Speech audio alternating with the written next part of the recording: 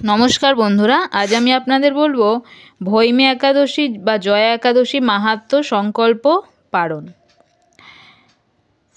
মাঘ মাসের শুক্লপক্ষের একাদশী হল জয়া একাদশী বা ভৈমী একাদশী। জয়া একাদশী তিথি সর্বপাপ বিনাশিনী, সর্বশ্রেষ্ঠা, পবিত্রা, সর্বকাম ও মুক্তি প্রদায়িনী। এই ব্রতের ফলে মানুষ কখনো প্রেতত্ব প্রাপ্তি হয় না।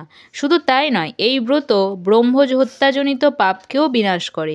জীবন শেষে মহানন্দে অনন্তকাল বৈকুণ্ঠে বাস হয়। ভৈমী একাদশী মাহাত্ম্য। ব্রতশ্রেষ্ঠ একাদশী শ্রীহরির অত্যন্ত প্রিয়। কৃষ্ণ ভক্তি লাভই শ্রী একাদশী ব্রতের মুখ্য ফল। তবে আনুষাঙ্গিক রূপে স্বর্গ ঐশ্বর্যাদি আনিত্য ফল লাভ হয়ে থাকে। জয়া বা ভৈমী একাদশী তিথি সর্বপাপ বিনাশিনী, সর্বশ্রেষ্ঠা, পবিত্রা, সর্বকাম ও মুক্তি প্রদায়িনী। এই ব্রতের ফলে মানুষ কখনো প্রেতত্ব প্রাপ্তি হয় না। জয়া একাদশী ব্রতচরণকারীরা সমস্ত প্রকার দানের ফল লাভ করে। সকল যজ্ঞ তীর্থের পুণ্যফল এই একাদশী প্রভাবে আপনা হতেই লাভ হয়। এই ব্রত ব্রহ্মহত্যাজনিত পাপকেও বিনাশ করে। এই জয়া একাদশী ব্রতকথা পাঠ ও শ্রবণে অগ্নিষ্টম যজ্ঞের ফল পাওয়া যায়। জীবন শেষে মহানন্দে অনন্তকাল বৈকুণ্ঠ বাস হয়। জয়া একাদশী সংকল্প।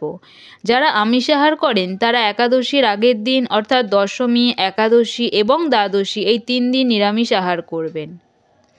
দশমীতে ভগবান শ্রীকৃষ্ণের চরণে ফুল নিবেদন করে সংকল্প করবেন, হে ভগবান, আমাকে কৃপা করুন যাতে আগামীকাল একাদশী যেন নিষ্ঠার সাথে পালন করতে পারি। পরদিন অর্থাৎ একাদশী তিথিতে সম্পূর্ণ দিন পালিত হবে জয়া একাদশী। 8ই ফেব্রুয়ারি 2025 শনিবার। মনে রাখবেন, একাদশীর দিন ভোরে শয্যা ত্যাগ করে স্নান সেরে শুচিশুদ্ধ হয়ে শ্রীহরির মঙ্গলারতিতে অংশগ্রহণ করতে হয়। শ্রীহরির পাদপদ্মে প্রার্থনা করতে হয়, হে শ্রীকৃষ্ণ, আজ যেন এই মঙ্গলময়ী পবিত্র একাদশী সুন্দরভাবে পালন করতে পারি। আপনি আমাকে কৃপা করুন। ভগবান শ্রীকৃষ্ণের সম্মুখে অবশ্যই সংকল্প মন্ত্র পাঠ করে সংকল্প নিতে হয়। সুতরাং এক্ষেত্রে তার আগের দিন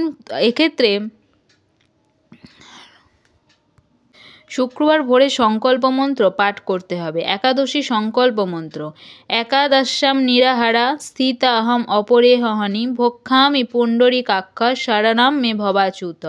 হে পুণ্ডরীকাক্ষ, হে অচ্যুত, একাদশীর দিন উপবাস থেকে এই ব্রত পালনের উদ্দেশ্যে আমি আপনার শরণাপন্ন হচ্ছি। ভৈমী একাদশী পারণ। পরদিন অর্থাৎ একাদশীর পরদিন অর্থাৎ 9ই ফেব্রুয়ারি রবিবার সকালে পারণ সম্পন্ন করতে হবে। পশ্চিমবঙ্গ সকাল 6টা 12 থেকে 9টা 58, অর্থাৎ একাদশী ব্রত পালন করে পরের দিন ভোরে স্নান সেরে পারণ সময়ের মধ্যে পঞ্চরবি শস্য ভগবানকে ভোগ নিবেদন করে 3 বার ভক্তি সহকারে পারণ মন্ত্র পাঠ করে একাদশীর ফল ভগবানের সম্মুখে ভক্তি সহকারে অবশ্যই অর্পণ করতে হয়। এরপর সেই অনুকল্প প্রসাদ গ্রহণ করে পারণ অর্থাৎ একাদশী ব্রত ভঙ্গ করতে হয়, নচেৎ পূর্ণ একাদশীর ফল লাভ থেকে বঞ্চিত থেকে যেতে হয়। একাদশী পারণ মন্ত্র। ওং অজ্ঞান তিমিরান্ধস্য ব্রতে নানেন কেশব প্রসীদ সুমুখনাথ জ্ঞান দৃষ্টিপ্রদ ভব। হে কেশব, আমি অজ্ঞানরূপ অন্ধকারে নিমজ্জিত আছি। হে নাথ, এই ব্রত দ্বারা আমার প্রতি প্রসন্ন হয়ে আমাকে জ্ঞান চক্ষু প্রদান করুন। একাদশী ব্রত পালনের প্রকৃত উদ্দেশ্য কেবল উপবাস করা নয়, নিরন্তর শ্রী ভগবানের স্মরণ, মনন ও শ্রবণ কীর্তনের মাধ্যমে একাদশীর দিন অতিবাহিত করতে হয়। জয়া একাদশী বা ভৈমী একাদশী ব্রত কথা। মাঘ মাসের শুক্লপক্ষিয়া জয়া একাদশী ব্রত মাহাত্ম্য ভবিষ্যৎ পুরাণে যুধিষ্ঠির শ্রীকৃষ্ণ সংবাদে বর্ণিত আছে। আবার শ্রী গরুড় পুরাণে মাঘ মাসের শুক্লপক্ষিয়া একাদশী তিথিকে জয়া বা ভৈমী একাদশী নামেও অভিহিত করা হয়েছে। একদিন মহারাজ যুধিষ্ঠির ভগবান শ্রীকৃষ্ণকে জিজ্ঞাসা করলেন, হে কৃষ্ণ, হে মধুসূদন, মাঘ মাসের শুক্লপক্ষের একাদশীর নাম কি? এই ব্রতের মাহাত্ম্য কি? ব্রত পালন বিধিই বা কী? এবং পূজ্য দেবতা কে? সেই বিষয়ে আমাকে সবিশেষ বর্ণনা করুন। যুধিষ্ঠির মহারাজের জানার ব্যাকুলতা দেখে ভগবান শ্রীকৃষ্ণ প্রসন্ন চিত্তে বলতে লাগলেন, হে মহারাজ, মাঘ মাসের শুক্লপক্ষের একাদশী জয়া নামে প্রসিদ্ধ। এই তিথি সর্বপাপ বিনাশিনী, সর্বশ্রেষ্ঠা, পবিত্রা, সর্বকাম ও মুক্তিপ্রদায়িনী। এই ব্রতের ফলে মানুষ কখনো প্রেতত্ব প্রাপ্তি হয় না। গন্ধর্ব মাল্যবান ও অপ্সরা পুষ্পবন্তীর কাহিনী। একসময় স্বর্গলোকে ইন্দ্রের রাজত্বকালে অন্যান্য দেবতারাও বেশ সুখেই ছিলেন। তারা পারিজাত পুষ্প শোভিত নন্দনকাননে অপ্সরাদের সাথে বিহার করতেন। এইরকম একদিন 50 কোটি অপ্সরা নায়ক দেবরাজ ইন্দ্র স্বেচ্ছায় আনন্দ ভরে তাদের নৃত্য করতে লাগলেন। নৃত্যের সাথে গন্ধর্বগণ গান করতে লাগলেন। পুষ্পদত্ত, চিত্রসেন প্রভৃতি প্রধান প্রধান গন্ধর্বেরাও সেখানে উপস্থিত ছিলেন। চিত্রসেনের পত্নীর নাম মালিনী এবং তাদের কন্যার নাম ছিল পুষ্পবন্তী, আর পুষ্পদত্তের পুত্রের নাম মাল্যবান। এই মাল্যবান পুষ্পবন্তীর রূপে মুগ্ধ হয়েছিল। পুষ্পবন্তী পুনঃ পুনঃ কটাক্ষের মাধ্যমে মাল্যবানকে বশীভূত করেছিল। ইন্দ্রের প্রীতিবিধানের জন্য তারা দুজনেই নৃত্যগীতের সেই সভায় যোগদান করেছিল, কিন্তু একে অপরের প্রতি আকৃষ্ট থাকায় উভয়েরই চিত্ত বিভ্রান্ত হচ্ছিল। সেখানে তারা পরস্পর কেবল দৃষ্টিবদ্ধ অবস্থায় দাঁড়িয়ে থাকলো, ফলে গানের ক্রম বিপর্যয় ঘটল। তাদের এই রকম তালমান ভঙ্গভাব দেখে তারা যে পরস্পর কামাসক্ত হয়েছে, দেবরাজ ইন্দ্র তা বুঝতে পারলেন।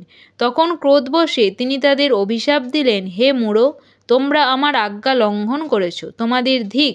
এখনই তোমরা পিশাচজনিত লাভ করে মর্তলোকে নিজ দুষ্কর্মের ফলভোগ করো।